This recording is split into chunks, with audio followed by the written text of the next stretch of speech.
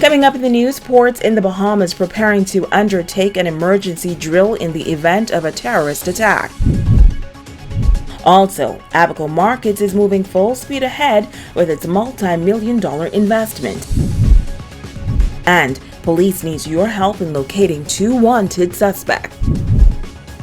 The Bahamas Tonight, the Northern Edition, starts now. This is the Bahamas Tonight, Northern Edition.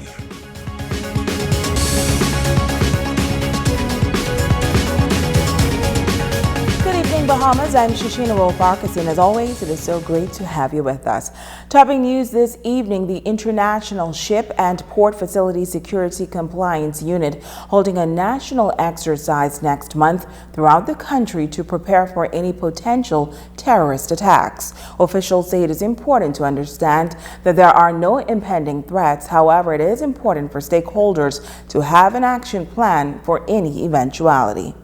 It is a national emergency exercise planned for all port facilities throughout the Bahamas in the event of a terrorist attack.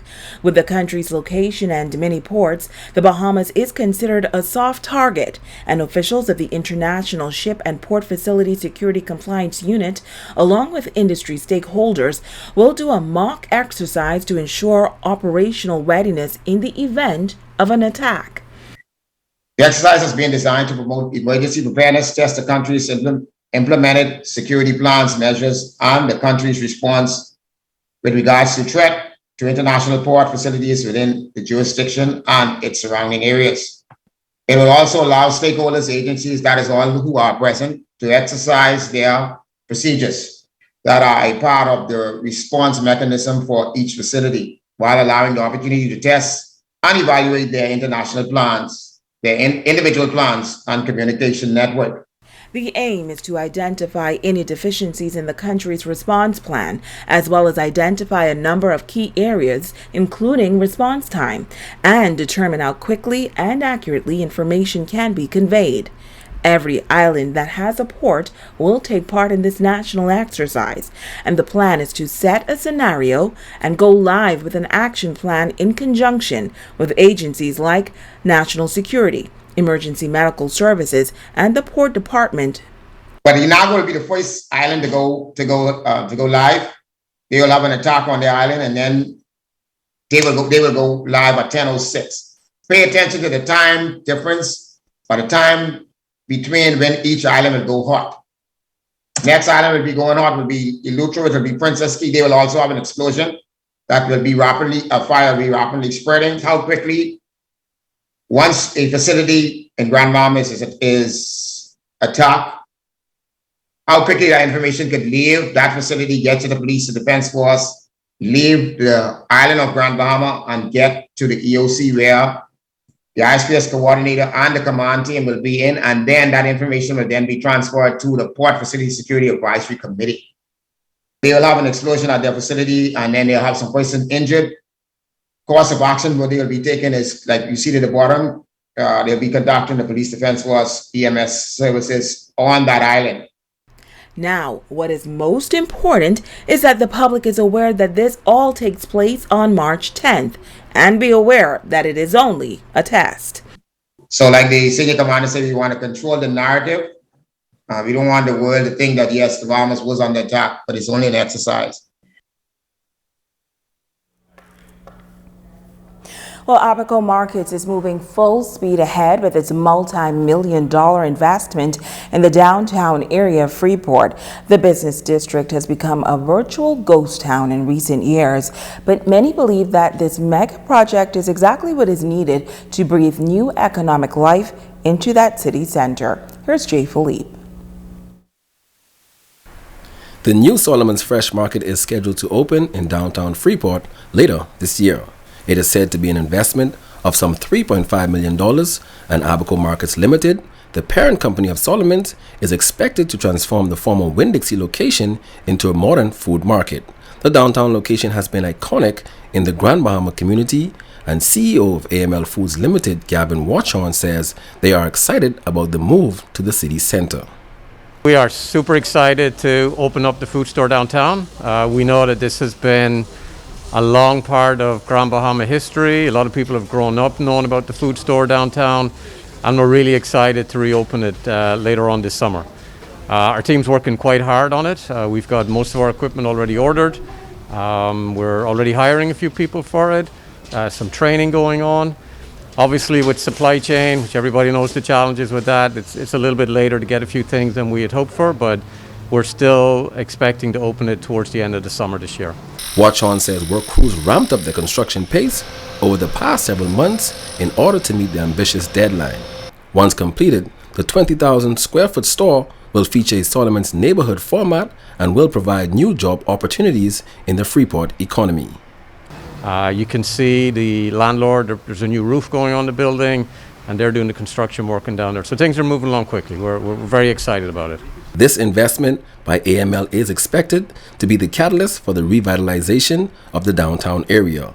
Other major businesses are already planning to move to the city center as well. Grand Bahama has had its challenges and its times, and people are really excited and happy for us that we have the confidence in Grand Bahama to go in and do what we're doing and spend the money that we're doing to begin to hopefully start to revitalize the downtown area. We're aware of persons who've already began to lease some vacant spaces down there with anticipation of the traffic that's going to come.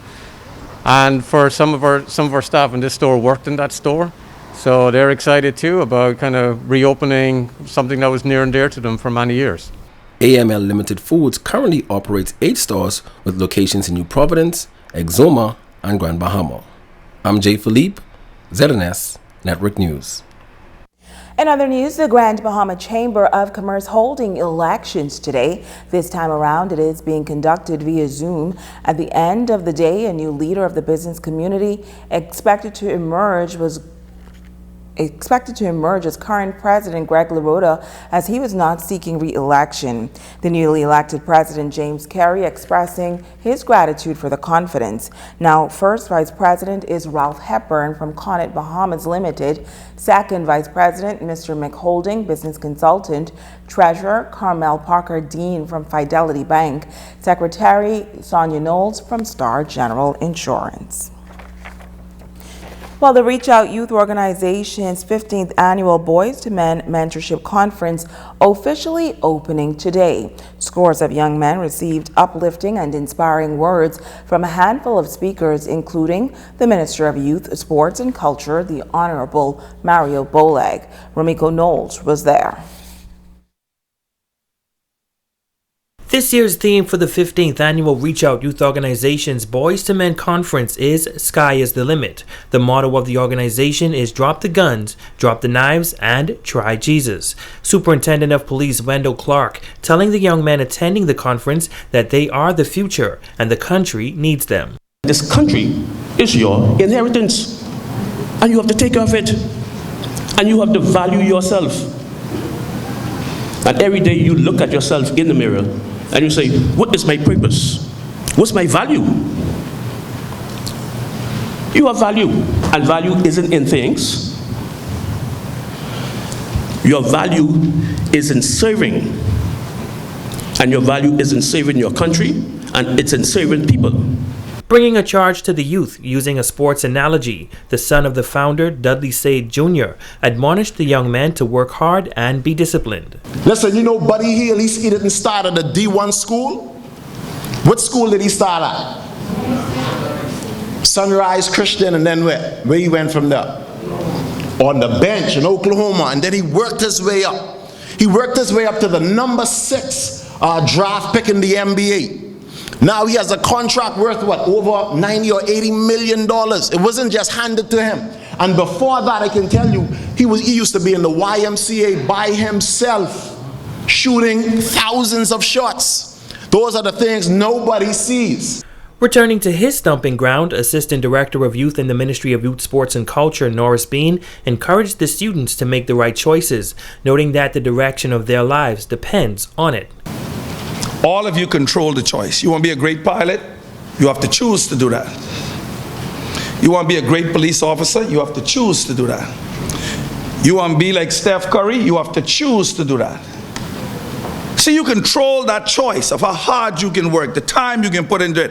If I want to be a great coach, I had to choose to put in the time, watching videos, learning from the best. You know what I did not control? The consequences. Special guest speaker, the Minister of Youth, Sports and Culture, the Honorable Mario Bolag, speaking passionately to the young men about capitalizing on the time given to them on Earth. You could either be a thermostat or a thermometer. A thermostat controls its environment, and a thermometer adapts to its environment. Question I got for you, which one will you be? Because you determine your destination and what happened to you in life. Everything you do in life determines your future. So, the good, the bad, and the ugly you do now and later will determine your future. A man plans his way, but you could tell sweet Jesus the Lord directs his path. And I'm a prime example of that. Following the sports minister's speech, he was presented with a plaque by the founder of the organization, Dudley Sade. Ramiko Knowles, ZNS Network News. Now to news from the Supreme Court. A 26-year-old female, Jerziel Malone of Carissa Street, answering the charge of arson in the Supreme Court this week. Appearing before Justice Andrew Forbes, Malone pled guilty to arson in connection with the blaze that destroyed the Rachel's Britannia Mini Mall in Carvel Beach almost 3 years ago. The matter was adjourned to May 31st. Sentencing will be handed down following an evaluation. And police are on the hunt tonight for two Grand Bahama men. The first, 32-year-old Stefano Perez Forbes of Cabot Drive. He is wanted for questioning on the charge of assault with a deadly weapon. Forbes, alias TV Head, is described as 5 feet 8 inches tall, 210 pounds, dark brown complexion, average build, and dark brown eyes. Police say he is considered armed and dangerous and should be approached with caution. Now, police also need your help in locating 36-year-old Stephanus Smith on the charge of credit by fraud. Smith, a resident of Pinders Point, is said to be 5 feet 10 inches tall, 200 to 220 pounds, dark brown complexion, medium built, and dark brown eyes. If you know the whereabouts of Stephanus Smith or Stefano Perez Forbes, you should contact the police station, the number 352-1919. Stay with us. We'll be back in just a moment.